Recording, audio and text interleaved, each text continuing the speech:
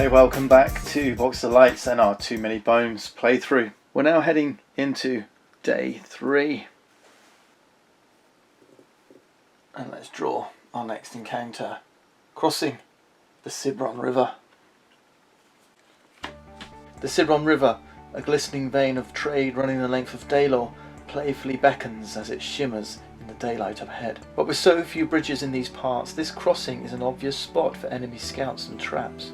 A journey of this importance leaves only 2 options. Tucking the ears and trying to blend in is risky but efficient. A boat at dusk carries less chance of discovery but requires business with the Molnor, a trading syndicate with their own set of drawbacks. We have a choice now. We can either tuck in our ears and walk like a commoner. We're going to roll a d6. Number 1 or 2 were spotted and we have a tyrant encounter. Or we can hire the Molnor, and this one gives us a trove loot. This is interesting. This one gives us 1 extra progress and an extra experience. Let's take the extra progress and experience. Okay, let's roll a d6. There is a chance that we're going to encounter Molmesh a little bit sooner. It's not that we're encountering Molmesh, but the tyrant encounter is going to fire potentially. Let's see. Let's roll the dice. Yep, it's a 2. So we've been spotted. So we're going to go off to our encounter deck. It says find the first tyrant encounter. There's only 1, and it's going to go on top. Shuffle these back again. So we're going to face this next, and we'll see what that does. Okay, we do get 1 training and 1 progress, 2 progress because we get an extra 1 from the bottom of the card as well. So let's see, where's our training going to go? Let's take our reward first. I do want to find something to give me some extra attack. Golden Touch is tempting already, but I'm going to take the long blade, number 10. The long blade is like an attack die, but not an attack die, which means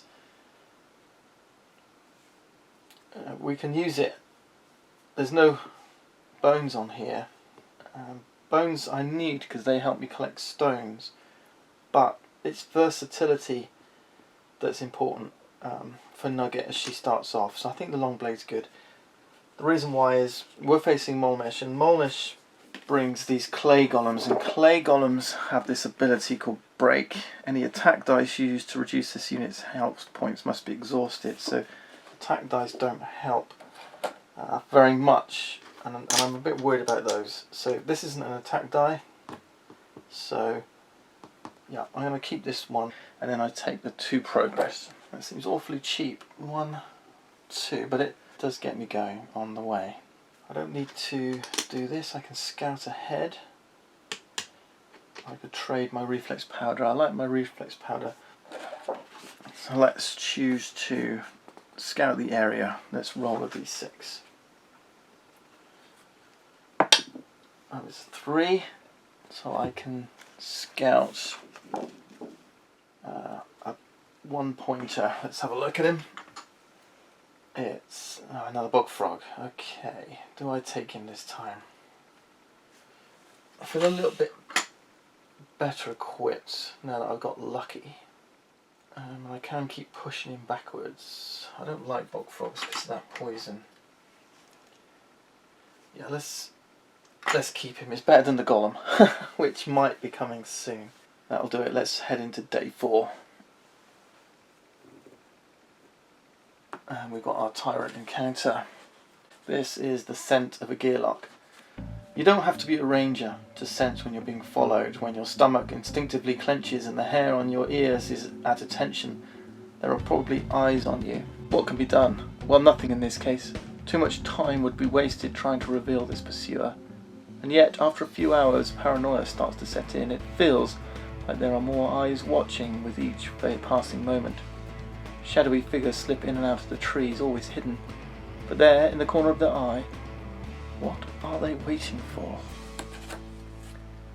Okay, another stomach knot. This is becoming all too regular a feeling. Search your active stacks for the first wolf, owlbear or griffin and place it on the tyrant card that will be added into the tyrant battle. Party size of 1 to 2, search for a 1-point baddie, and then we draw another encounter for the day. Okay, so search for a wolf, owlbear or griffin. Let's see. Not that one. Bogpole, clay golem, kobold, wolf pup. There we go. Wolf pup. These get shuffled, and the guy that I scouted stays on top. So the wolf is going over here on Molmash's card. He'll be part of his army when we come to face him, so that's boosted that up. Didn't really want to see that. Okay, let's see what's next. Draw another encounter for the day, it says. A trap of my own making. This one says, too big and too many. I could never overpower or outrun them. Either this works or my journey ends before the sun sets. The plan? Be my own bait. What can possibly go wrong? The trap is set just as the golden sun is beginning to sink, which I pray helps obscure my hasty work of covering the freshly excavated pit. Now I just need to screech like a wounded griffin, stand in plain sight and hope they don't simply jump over the trap before tearing me limb from limb. Okay, what do we do? Be the bait, be the bait. The battle queue consists of 2 5-point baddies. As baddies enter the battle mat, roll a d6 for each. 1 to 2, trap does nothing. 3 to 6, baddie is stunned for the first 2 rounds. Or maybe I shouldn't be the bait. You decide. It's best to get in your own trap and fight around your spikes. I have 2 5-point baddies. I have surprise, but baddies take 1 true damage anytime they move to a new position on the battle map. Anytime they move, that's once per round. So do I think I can do enough in 2 rounds? I think I can, but we're taking a risk here. I'm going to be the bait. I'm going to be the bait, and hope that we can take them out. Because I've got my lucky die as well. Alright. I may be able to keep them stunned for longer. Alright, be the bait. 2 5-point baddies. Right, 2 5-points is going to be tough. So the question is, what do I want to set this lucky die to? We can set it to recover HP, extra defense, extra damage.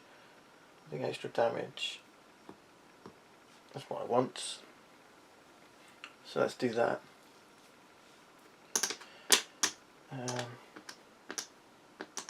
Yeah. Okay. Let's reveal these baddies and see what happens. So, on the number 1 track we have a Kobold Elite. He's got 5 health. He's melee. His initiative is 3. And he has hardy and compound. So his attack's going to increase, like we saw in the last battle. And his damage is reduced by 1. So he's like the tracker, but just bigger. Got more health. Let's roll a die and see if he's stunned. So 1 or 2, the trap does nothing. Oh, it's a 5. Good, good, good. Okay, so now we use the stun effect die. That's this side here. So he's going to lose a turn. The second one is a stone golem. Ouch. Yeah. Let's roll. 6, we're good. He's stunned. That's tough. 1, 2, 3, 4, 5, 6, 7. I'm going to probably wish I went for the other option. Never mind. You live and learn. Yeah, this guy's going to be tough to beat. He's got initiative 3, but he's stunned. That's good. 2 melees, they're going to miss their first turn. Let's roll for my initiative. This is going to be a tough battle. 4. 4's good. Right, so I start, which means I'm going to get 2 goes at them before they can do anything. And this stone golem's going to be tough because he's got break. Break says any attack dice used must be exhausted. So I've only got 2 attack dice, which means once I've used them, I've used them. Which means it's a good job I've got this. Maybe I need to use them to take out this guy first and then go for the golem. He's got 3 attack dice on me. Wow, this is tough. So yeah, I'm going to have to try and take down this fella first, the kobold. So we're going to deploy here. I'm going to use my 2 attack, I'm going to use my blade, and I want to put up some defense. I've got 1 defense. I'll try and do at least enough damage on him and hopefully send the golem packing and stun him again. Yeah, let's try this. I like this idea. This might work. Okay, 4 dice. My dex is 4 now. Okay, this looks good. 2 damage, 3 damage, and 1 defense. So I'm definitely going to put my defense up. That's fine. This is 1 damage and it goes back to its slot. So this thing isn't exhausted. I like that idea. So at least 1 damage here. He's hardy though, right? So that first damage doesn't do anything. 2 damage. So that's 2 health away from these 2. They're not exhausted. And then I've got lucky. Every time I roll is devoid of bones, it is, I get its benefit. It doesn't exhaust, and we get +1 damage. So that's taking him down to 2 health left. Alright, that's good. That's good. That ends my turn. They're stunned, so they both lose their next turn. And then we move into round 2. I'm still first. They still outnumber me, so I could use my Wildborn now. Definitely use this one again. To attack. I can't put up any more defense. Okay, I've got 1 defense die at my disposal. That's my stat. My defense die is up here, so I can't use it again. So I think that we're going to do the same again. We're going to do a melee attack on this kobold, and I'm hoping that I'll throw this one off and get a 5 and I can chuck him back off the board. Let's see. Okay, that worked. Nice. Right, I've got a bone, which I'm going to put in here, which means lucky doesn't fire. I threw a bone. But I've got 3 attack, that's enough to kill this thing. That'll do. Happy with that. And I've also threw the 5 on here. There's 1, 2, 2 of those, which means I can send him back off the board. He's out. He's now off the board, which means he's going to miss his turn. Yep, we're good. This is exhausted though. Okay, excellent. He's going to come back in. No, that's it. We're into round 3. We're into round 3. He's going to rejoin. He's going to come in on rank 1. This fires again the trap. As Batty's enter the battle map, roll a d6. It's a 4, we're good. He's stunned. Think about what I want to do. Let's collect the bones. Let's push that up to 2. Okay, we're going to lose our attack dice now. But I'm going to be able to use this one. I can use lucky. These have got 1 in 6 chance of not working. Yeah, I've got to go in for the all attack here.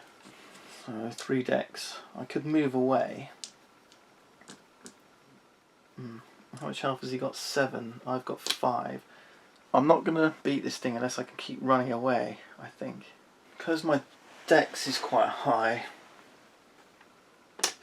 I could go 1, 2, 3. That'll leave me 1 die. If he moves like this to chase after me, I can keep running. Yeah. But I think I can do him a big hit first. I don't think I need my 4th dex. This dice stays until it's used. Let's try and take him down. What I'm thinking is, right, this die can keep hurting him. He can keep hurting me because he's got 3. Then these dice are going to be exhausted, which means I can only do 1 damage against him. But once we get to round 6, fatigue's going to kick in, which means we're both going to lose 1 health every turn automatically. So as long as I can get his health below mine and keep running away, he can't hit me. We're both going to exhaust. He'll die first. So that might be the way to get to this lumbering golem. He's got corrosive as well. What does that do? Forgot that. Corrosive. When this unit attacks, any defense dice in task active slots must be exhausted immediately. Yeah, he's going to exhaust my defense die as well. Nice. Right, let's do that first. Nothing more I can do really. Yep. Okay, so we got 3 attack plus lucky. That's 4 attack. These 2 are going to exhaust. Get rid of 4. Right, he's down to 3. This doesn't exhaust. Okay, I can't attack him anymore. He's going to go on his turn and do this. We're moving to round 4. It's my turn again. I can use this die and hit him 1 more time. I've got no more attack. My 2 attack are down here. But I can use 1, 2, 3 dex to move. I've got 1 dex left. Roll the die. This is ranged. This is ranged. Let's just check. Yeah, this is the long blade. The long blade, short range, sure damage, jealous, pick it, but it says thrown weapons. She can even use her long blade as a spear. So we can use this as a ranged weapon. Okay, let's go. 1 damage. That's good. Alright, that golem's got 2 left. Okay, but now it gets to have a go at me. It's going to move 1, 2. It's got 3 attack and 2 defense dice. So now it's going to start to put up some defense. It can't attack me, but it still rolls its defense dice. And it's got 1 defense, which means my sword is not going to do very much. Alright, round 5. I can get rid of that defense, I suppose. So let's run away again. 1, 2, 3. Roll my die. 1 hit hits his defense away. Okay, his turn. 1, 2. As long as he's moving closer. He rolls his 2 defense. Wow. We're moving to round 6. This fatigue damage can't be blocked in any way, so that's gone. I can move. 1, 2. I don't even need to roll my dice. I'm just going to keep out of his way. He'll move. Round 6. I take another. He takes another, and yeah, he's dead. Okay, so wow. Wow. I'm down to 3 health, but and we get this die back, these 2 back, this is cleared. We've still got our slingshots, we didn't use them. And we've won the battle. We've won the battle. Excellent. We get 1 progress, 2 training, and a loot. Hey, that golem proved pretty inefficient after all. So running away with 1 ranged attack can be quite potent. I like it. Okay, let's grab 2 loot. Remember, we grabbed 2 and discard 1 because of Nugget's innate that says Treasure Seeker. A Fortunate Discovery. Select one of your consumable skill dice. Or a multi-tool. 3 attempts. I think a Fortunate Discovery. The multi-tool's good, I like it, but I think we're going to take this one. Select one of your consumable skill dice and place it in its spot on your mat. It's now available for use. Fortunate Discovery is a single use, so this gets discarded. And I've got 2 consumables here. I've got Scrambler and Gem Decoy. So Scrambler helps you unpick locks. It can be neat. It lets you change faces of a lock-picking die. I'll show you that hopefully at some point. But I'm going to take the Gem Decoy. This is more about, you know, Nugget trying to play positionally on that battle map. Okay, this one, you do roll it. It's got 1s, 5s and 20s on here. And what that will do is, you'll place it on the map. And if a baddie's moving towards you, like you're here, and it would normally move 2, 1, 2. Instead it's a decoy. This is a 5-point baddie, so I'd need it on this side. On the 5 or 20, it would actually stop and not move its second spot. So that one's useful for positional play, which is one of my strengths. That's something I really want to do. So yeah, Gem Decoy is my choice. Okay, that was my loot. I've got 2 training and 1 progress. So training wise, Nugget's Dagger is tempting. This one leaves blood and enemies will keep bleeding, so I'm really tempted by this. Combat proficiency, yeah, I'm going to take Nugget's Dagger. Let's take Nugget's Dagger. I like this. Useful against these golems. Another way to just keep knocking them down whilst running away. So nice tactics. I think I'm going to do that. And with my second skill, I think I'm going to up my health. Health or defense? Actually, I might increase my defense. Let's try and train my defense up. Why not? I could do with a bit of that. Okay, no bones, please. Ah! A bone. Okay. It's not all bad news, though. When you're training defense, any bones you roll, you get to reroll once. Just a one-time thing. Okay? Just to make up for that fact that bones appear twice, I guess you could say, even with attack versus defense on 1 die, maybe defense is slightly easier than upgrading attack because of this 1 reroll you get. So it's 1 reroll. If I roll a bone now, it's definitely a miss. This is good. I've got a 1. Okay, if I had rolled a bone, I could use my reflex powder to re-roll it. Okay, we're good. So I've now got 2 defense. That would have come in handy when I had more dexterity than I had dice to roll. So yeah, I'm happy with that. Okay. Let's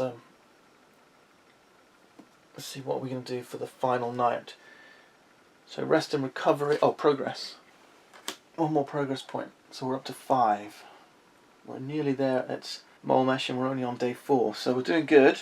Rest and recovery now. So I'm going to just push my health back up to max. I could scout, but no, I want my full 5 health back. So 2 more. And join me on day 5.